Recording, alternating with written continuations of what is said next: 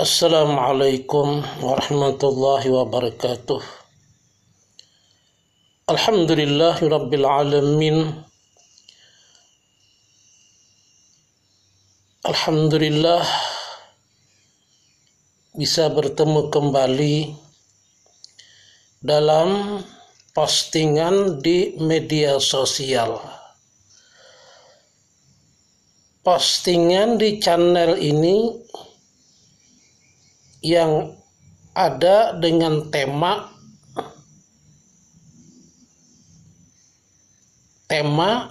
keagamaan. Oleh karena itu, agama bagi kehidupan kita semua, wahai sahabat di mana saja berada. Agama bagi kehidupan manusia adalah satu paket yang tidak boleh dipisahkan. Agama Islam untuk orang yang punya akal. Dan agama tidak menuntut bagi orang yang majnun untuk mengerjakan kewajiban.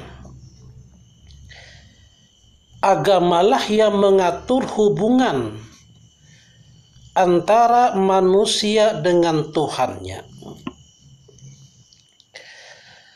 Agama Islam mengatur manusia dengan dirinya dan hubungan manusia dengan alam sekitarnya. Manusia perlu menganut agama. Karena kalau manusia tidak punya agama, maka ia akan menduga-duga dan mengira-ngira bagaikan orang yang meraba-raba di kegelapan malam. Agama kita Islam mengarahkan pemeluknya tentang kepada Allah lah kita beribadah. Bagaimana cara beribadah? Bahkan bahasa dan komunikasi antara manusia dan Allah telah diatur. Telah diatur dan dicontohkan oleh Rasul Shallallahu Alaihi Wasallam. Sahabat di mana saja berada, kami dalam membicarakan, menyampaikan agama ini tidak ada maksud pamer, apalagi riya. Riya adalah perbuatan yang beribadah. Riya adalah perbuatan. Jadi apa itu riya? Riya adalah perbuatan yang berbahaya dan mencelakakan. Rasulullah Shallallahu Alaihi Wasallam telah menjelaskan yang menamakannya dengan asyirkul asgar. Asyirkul asgar. Syirik yang kecil atau syirik yang tersembunyi. Makna riya adalah menuntut kedudukan atau kehormatan dalam kalangan orang banyak melalui amalan yang ditujukan untuk akhirat.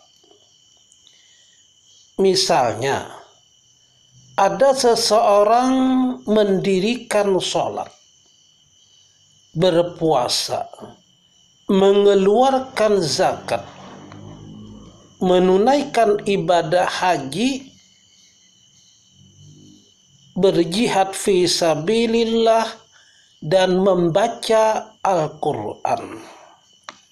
Tetapi kesemuanya itu dilakukan dengan tujuan agar orang banyak memujinya, menghormatinya, dan memberinya harta benda.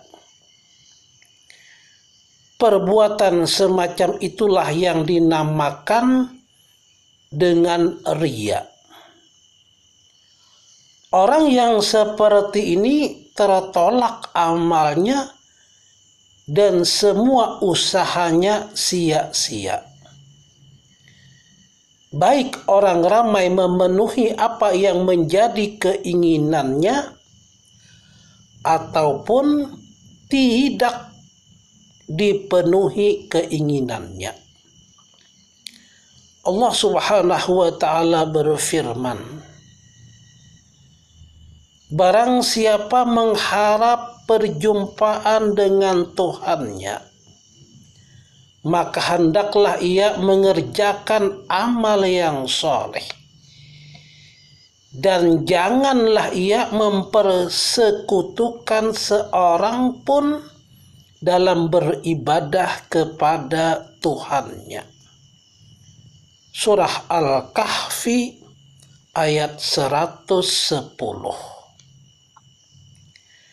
Firman Allah Subhanahu wa ta'ala lagi yang berbunyi, maka kecelakaanlah bagi orang yang sholat, yaitu orang-orang yang lalai dari sholatnya, orang-orang yang berbuat riya dan enggan menolong dengan barang berguna. Surah Al-Ma'un ayat 4 hingga 7. Rasulullah Shallallahu Alaihi Wasallam bersabda, barang siapa membaguskan sholatnya ketika orang-orang pada ramai melihatnya dan menyepelekan sholatnya ketika dilakukan sendirian, tidak bersama orang lain, maka perbuatan itu merupakan istihanah, artinya penghinaan terhadap Allah Subhanahu wa ta'ala. Oleh karena itu, seorang hamba hendaknya menjadikan Allah sebagai tujuannya. Ia harus sering mengawasi keadaan hatinya dan meyakini bahwa kelak ia akan diperiksa oleh Allah yang maha adil nantinya. Seorang mukmin wajib menjauhkan diri dari perangai riya. Jangan menyertakan niat dan maksud lain dalam melakukan segala peribadahan. Arahkan semua itu kepada Allah Subhanahu wa ta'ala semata-mata untuk mencapai pahalanya di akhirat kelak. Dengan demikian cara inilah yang akan menyelamatkan kita dari riya dan menyelamatkan dari bahaya yang mencelakakan. Insya Allah. Akhir kata, kita tidak ada niat pamer ataupun riya, tetapi hanyalah sebagai syiar dinullah. Kalau tidak ada syiar agama di media sosial di zaman internet ini, mungkin sampean tahu ya apa itu dunia maya. Demikian sahabat semua, Demikian dulu apa yang disampaikan dengan judul arti riya. Wabillahi taufiq wal hidayah. Assalamualaikum warahmatullahi wabarakatuh.